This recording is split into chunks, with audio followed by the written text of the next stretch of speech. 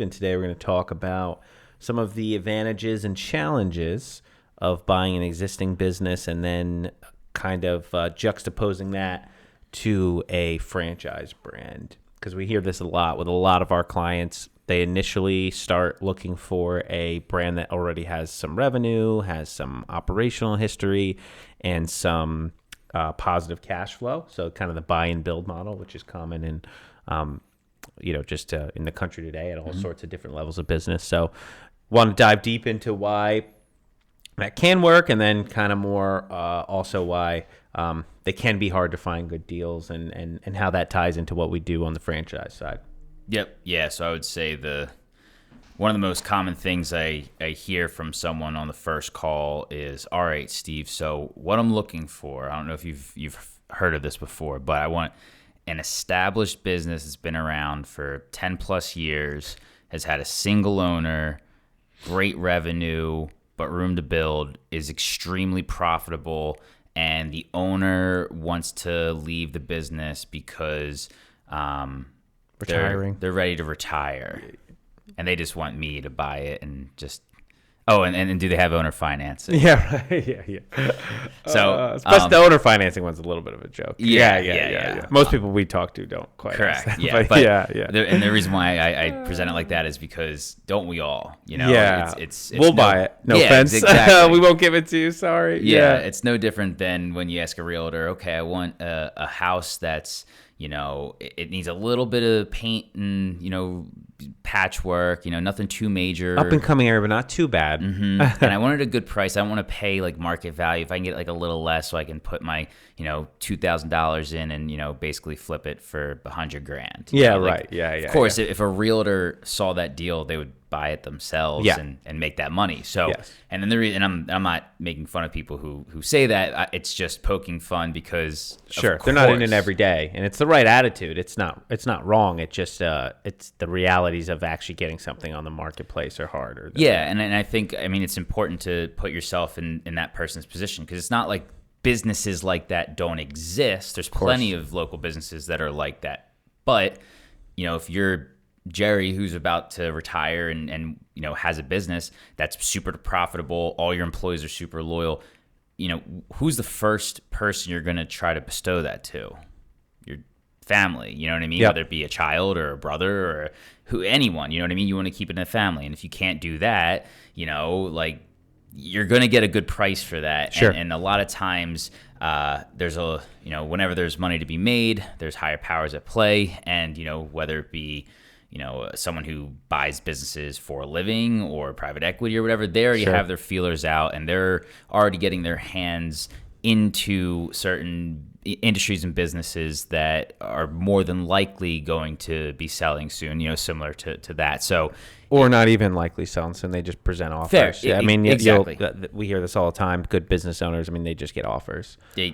People just come to them and they just write, especially private equity. If you've reached a certain number, you're in the right vertical, they're just going to go after you anyway. Exactly. Even if you're not interested in selling, just because it's out there. So to your point, if you're doing that well, you probably already have some options. Yep. Yeah. So point being is those types of businesses rarely hit the market to begin with. And if they do, they're gone within hours. Or that owner's caveat is that they're asking for maybe more than it's worth. So there's your position. To get that business at a great price almost never happens. Exactly.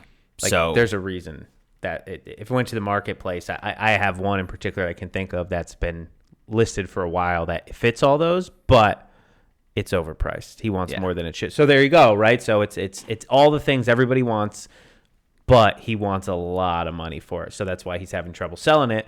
But it's not because it's a bad business. It's just because the price is tougher for someone to buy, right? Yeah, and for someone who's built a successful business, they probably have a high business acumen, and they're doing that on purpose. No, they want to see how much over the assessed value they can actually get for it, like a normal human being. Yeah. So with all that being said, another common thing that we see is people who are looking for that type of business, they might start their search this year. 6 months later, they're still looking. 6 months after that, they're still looking. And then they kind of come to the realization, okay, well, even if this type of business does exist and I might find it, I kind of need to do something now. I want to make a move. I have a decent amount of money I'm looking to invest. I definitely want to be in business at some capacity. So what's my next best option? And I don't want to start from scratch. Yes, and the truth is, most people, at least that we work with, this is not their full-time job. They're hoping it will be. A lot of times it's actually going to be some sort of side income, or they're going to start not being involved, and then they're going to work their way to growing so they can be involved, as opposed to their full-time gig.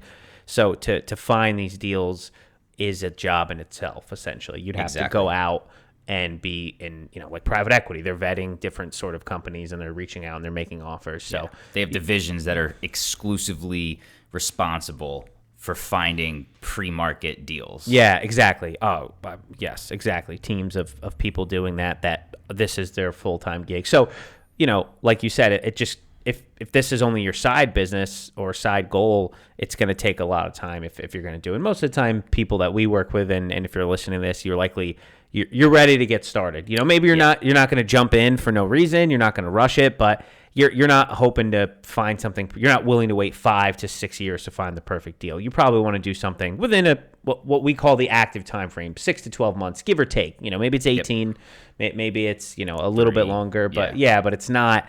It's not 5 years. It's not 4 years where you're like, oh, I don't mind doing nothing till then, right? Exactly. So they hit that wall. What's the next step? Yep. They hit that wall, right? They hit 6 to 12 months. What usually happens is they have to kind of make a decision. Do they want to be willing to get something that's on the market, not for some super good deal?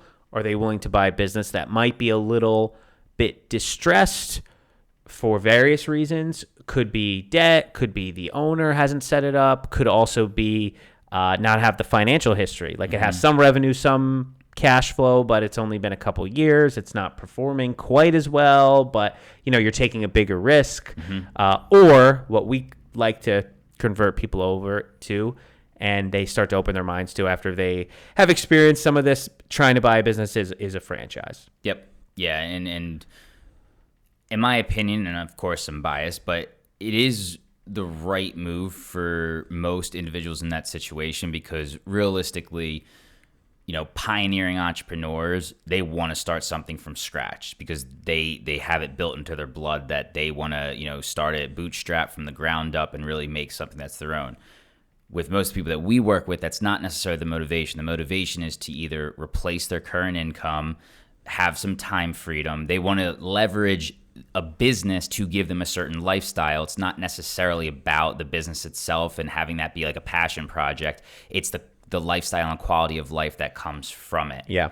Which, if you're in that position, it's a lot easier, stress-free, and quicker to buy into a franchise model because they've already pioneered the way, gotten through most of the obstacles that you're inevitably going to face, and they streamline the process to set you up for success. Yeah. And I think a lot of people hear franchise and they think startup or they think McDonald's.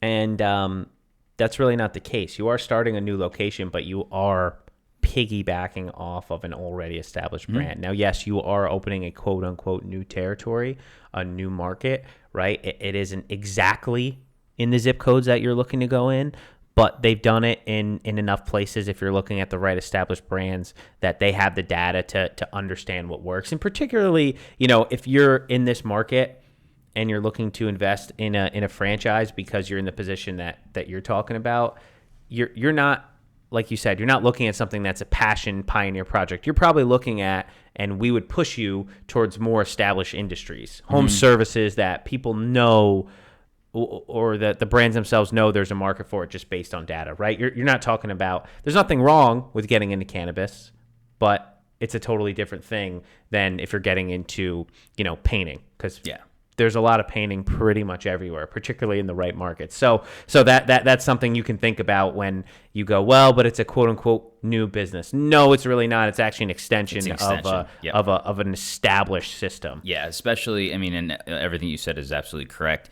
And on top of the fact of having brand authority. So for instance, when McDonald's posts a new location up, why is it usually successful right off the bat? Because people recognize it and they know what to expect. Sure. Now, not every franchise brand is going to have the brand Of equity course. that McDonald's has. However, if you join a painting franchise, such as, That One Painter, which is one of the ones in our profile, they already have 100 units. They know the type of market that they typically do well in, whether it's a suburb of a major city with X amount of population density with a household income average of this and, a size lot of that. They have data from 100 locations across the country to be able to position you really, really well. So while if you want to start your own painting company, you say, oh, well, I have 5 zip codes I want to work in, I'm going to go here. They might just have they might be able to help you out by saying, okay, the zip code that you wanted to start your location in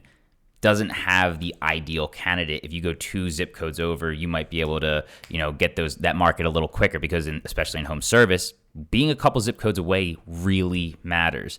Huge. When we moved our local home service business from one area to the other, less than 10 miles, it had a big effect initially on the amount of leads that we got just because of the area that we were in. Now, it didn't tank us, but it had a pretty sizable effect. So it's that level of data that they're able to bestow to you having the new business that helps you to avoid those pitfalls right away. Yeah, and the other thing is, you buy a one-off business, and there's nothing wrong with doing that. It can definitely work. You are buying a local business that is beholden to its tight area. Mm-hmm. There is no backing. You can get in a franchise system with venture capital, multi-million-dollar revenue streams, the cutting-edge technology, professional, established corporate management. Yes, there's other fees to be paid, but you are joining into a network where you get the chance to leverage and piggyback off of all that resource pool that they have. Mm-hmm. Or if you buy your own local business, you are on your own. Yep. You don't have you have the back end of the backing of the fact that, there's already established financial history, but there's no one standing beside you, which is fine. And if that's what you're looking for, that's great. Mm-hmm. But most of the people, like you said, that we're looking for are not looking to pioneer a new thing. They're looking to leverage the business and use it for whatever lifestyle that they want. Even if they plan on being an empire builder, now you have to make new locations, which is basically starting from scratch. Yep. So right, as opposed to if you want to start more franchise locations, basically you're just adding on to your existing business, even if it's in a new location. So we just think there's a lot of benefits for somebody who is maybe interested in buying a existing business, but has some unrealistic expectations of what the market really looks like when they get out there and start seeing what it's really like. Yeah, and then that's not to discourage people from looking, but it's really to encourage putting franchising as an option because, like you had said, a lot of people they don't even consider franchising from the start. Yeah. It's not even an option. And in my opinion, it really makes that timeline a lot longer to where they could have a viable option to get to that lifestyle that they're really looking for. Yes. And as much as, maybe 6 months or a year isn't that big of a deal, if you're in a job that you're really trying to get out of it, it is that big of a deal. And you wait a year to get into a business, that's you don't get time back, right? Right. So that's one whole year that you could have had, but you didn't, just because you weren't considering the idea of a franchise from the beginning. Well, and as we know, the good brands sell out. Yeah, that's not only that, you wait a year and drag your feet and think, oh, okay, this and this, and now your territory or the good territory you wanted isn't there. Exactly. So there's always new opportunities, but is it going to be the one that you liked? Is it going to be the same management? Probably not. Exactly. It's going to be different. So, and there again, nothing wrong with that. But understanding that these things have a shelf life too, in the sense of, if it's a really good hot brand, genuinely, like a lot of the ones that we like to show to our clients, they go quick. We've had experience. We've had clients that were in the process of development and lost those territories. So, it's like anything, life and business, it's about timing. So, if you waste your time and you could have been, profiting X amount at your new business and you wasted it on looking for a business that may or may not exist, that's something that I think people could benefit from if they're listening to this, and that's their thought that, hey, I'm just going to buy an established business and then things will be good. You know? Yeah, that's a good point. And just one other aspect is there is a resale market for franchises. So even if, you're listening to this and you're saying, okay, well, I get your point about, the unrealistic expectation of a local business. It's profitable and everything, but I don't know. I really don't want to start from quote unquote zero. There's a whole resale market as well. Yeah. And yes, you might have to pay a little bit more, or there might be, you might have to lean some things out within the business. But like if your primary goal is to have something to start with, you have all the other benefits that a franchise offers right from the get-go. Plus, it's already established and running. Yeah, we represent those too. Yep. We do represent the resales. And, funny little caveat, and I won't say the person's name or the particular brand, but we have a mutual friend, Steve and I, that owns a very popular franchise, and he sold one of his locations, and it was unprofitable. Yeah. And the reason he was able to do that was because it was somebody in the system. Yep. So it was he was struggling for a multitude of different reasons. It wasn't really him. It was just kind of management, and he's got a lot of irons in the fire. But he was able to recoup money because of the fact that it was in a franchise system. If that was a local business, he would just go out of business, and it's toast. Yeah, Yep. Where no one would want to buy. They would just let it run out, and maybe if you have real estate, but he didn't. Sure. They just have a leased location, so he was able to sell a business with no hard assets really, besides the exclusive territory. And again, there's some revenue, so there's some value there, but no, with negative cash flow, was able to sell that business. I mean, that is something that you're just not going to see very often. Yeah, and I believe he sold it to someone else in the system. He did. Oh no, yeah, that's to my point. Yeah, yep, that even adds, on two side of things, whether you're on the what's my growth potential in my market? Well, you have your market plus surrounding markets that might become available. And you can get those deals because you have those relationships, and you'd be the first one of it. Yeah, correct. That his business didn't even hit the market. It was No. sold. Oh, it was no. sold before he even made the final No. decision to list it. Yep. So No. Even more to our point. Yes. And then on the other side of things, to your point, even if it's not the best performing business, when you have that brand equity and you have someone who knows the system very well, You don't need to go to market. Yeah, exactly. Yeah, exactly right. Yeah, it was from someone in the system purchased it, didn't have to go through listing it. I mean, it's such an advantage, and to your point, I've actually talked to clients about that, saying, hey, they say, oh, I like this particular business, but it feels landlocked. And I said, your growth strategy isn't in 6 months. Your growth strategy, as you've told me, is in years. That means, like you said, you can actually get these deals through relationships, right? You can say, hey, if you're ever looking to retire, neighboring franchisee, please call me first, because I can be the one to come in, and you're already an approved franchise owner, operator in the franchise system. So they're loving to just say, okay, cool, no problem. We can transfer this over to somebody in our system that's already following Doing it, well. and is succeeding. So it makes it, everybody's happy, and it's a real win-win. Yeah. And you're not going to get that in a one-off. You don't have that group. You're just, you can buy at a competitor, and maybe they'll come to you first, Sure. but maybe not, right? Yeah. So it's not the same as somebody already in your system that's plugged in and kind of on the same team as you. Yep, especially with your management. If you have two really good managers at one location, you buy the neighboring location, you pick one up, you drop in the other one, and guess what? They know how to run the business. Yeah. Everything's the same. Yes, So you just added more revenue and cut cost at both locations. exactly. Yeah, I mean, it's really it's something to consider if somebody's looking at established Yeah. businesses and is having trouble finding one that really makes sense. Open your mind up to franchises is all we're asking, and there's a lot of benefits there because you can still achieve that lifestyle. If you're going for lifestyle, that's why you should do it. If your goal is to be the single owner who has a lot of flexibility to do anything they want, probably don't do a franchise. But if you're trying to say, I want to make money in business ownership and get this lifestyle, whether it's like we said, empire building or time freedom or just more cash flow or whatever, or a combination of all of those, franchising is something you should at least open your mind to saying, well, what would it look like if I were to go forward with something that that matched my And worst goals. case scenario, if you do look into it, it even more validates the point that you want to have a local business. Having more information is never a bad thing, No. especially in something like business ownership, especially when it's your first business. Yes. You might as well just take in as much information as possible. Business can be difficult, so set yourself up for success to start. That's a great point. It honestly, I as a client of ours, I implore people and we push on them to make sure they don't waste anybody's time. But if you are genuinely interested and then you find out it's still not for you, it's not a waste of anybody's time. You know, if you're not doing it just for the sake of kicking tires, if you're actually genuinely interested, but you get a chance to talk and say, you know what, this isn't for me, but wow, I'm glad because I did learn a lot hearing about an operational webinar from the franchise. There's a lot of valuable info that, like you said, you can get from just going through the process. And there's a lot of people that we talk to, and they're wishy-washy on franchises, and the more they learn, they're the most excited buyers that come in. It's so funny. It's so funny how it works time after time. And just to build off your point a little bit more, not every franchise system is exactly the same. So by just engaging with certain franchises, you might say, this one isn't for me for X, Y, and Z reason. You then keep on your search, you find another franchise system, and it plugs those holes that the other one didn't have. Yeah. And now you do have your perfect fit. Yep. Yes. 100%. Yeah.